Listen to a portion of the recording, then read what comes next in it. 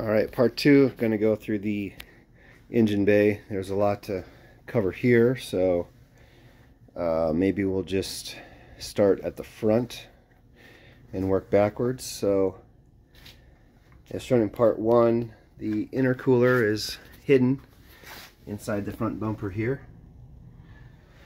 And you can't see it because it's all covered, but I fabricated all sheet metal custom ducting so there's no air leaks. All the air that gets pulled in is coming up through the intercooler and then up through the ducting through the radiator.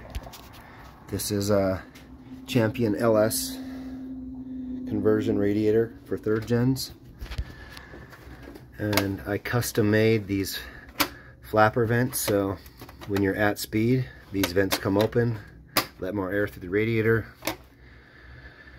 When you're stopped, the vacuum from the fans holds these vents shut. It's got 2 Spall 12-inch fans, biggest fans that I could jam in here, so typically only one of them is ever on. One turns on at I think 190, the other one turns on at 195.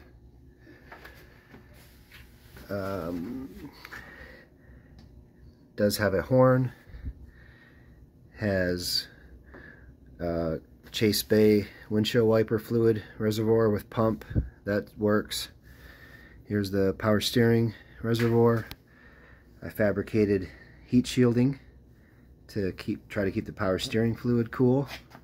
The supercharger gets pretty hot, and then also put some venting in going into the fender behind that to try to get a little bit more airflow for the reservoir tanks.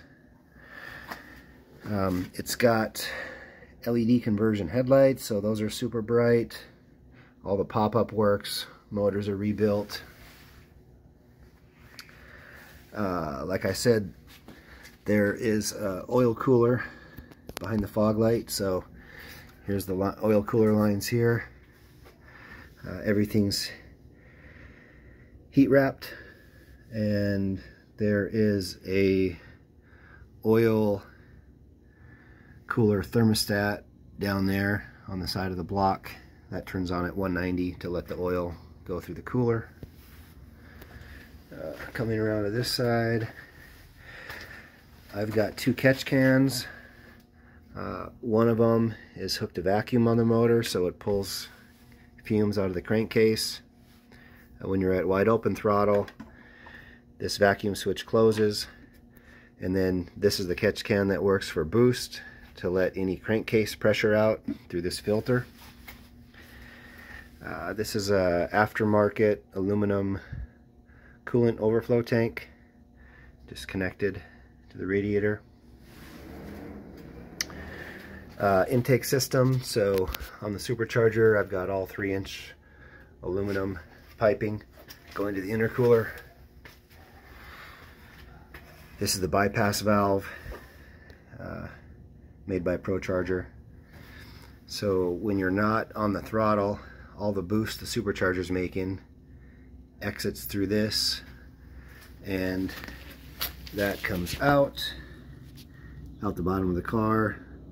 This, I always wanted to cut a hole in this panel and run this pipe out this panel, but I didn't want to cut up a nice factory panel, so I ran it down here. I had plastic zip ties on this before and they broke on the freeway. This was scraping the freeway for several miles, so I put metal zip ties, little rubber hose to isolate the vibration on it. But yeah, this works real nice. And then going to the D1X ProCharger, this thing is rated for somewhere around 1,000 wheel horsepower. We're not quite there. I think this engine's a little restrictive for what this supercharger can do. The mounting plate is from Indiana Muscle Car, 3/4 inch anodized aluminum. It's got a 12 rib belt, which is the biggest belt you can get for a ProCharger. There's absolutely no belt slippage on this, so this works really great. I've got a dry air filter on here.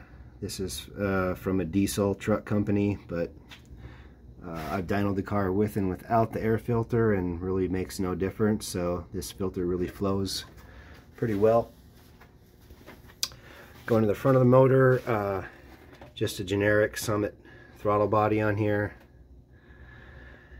Mechman 250 amp alternator. I bought this because you can spin this to any RPM you want, not worry about it like the GM alternators. They'll start failing 6,500, 7,000 RPMs. This is the Moroso oil trap, so this goes to this catch can here, so this is just letting the crankcase pressure out when you're under boost. These are GM coils, custom MSD wires, that set that I made. Still retains the stock oil dipstick. Holley fuel rails. I fabricated all the fuel system for this. This intake, I believe, is a OEM LS6 intake. Coming back over here, the braking master cylinder is from a 4th gen Camaro, and also the slave cylinder for the clutch, 4th gen Camaro. This car was originally automatic. The previous owner converted it to manual system. Fuel pressure regulator is right here, easy to access. It's got the Founders Performance camber plate, so car's aligned with a little bit of camber in front for a little bit better handling. Let's see what else we got here. Fuel pressure sender going to the ECU. Factory wiper motor. This is the AC delete panel that I put in. I have all the factory stuff. The heat does still work though. I have the heater core hoses going to the engine right now. Next video I'll go over all the interior of the car.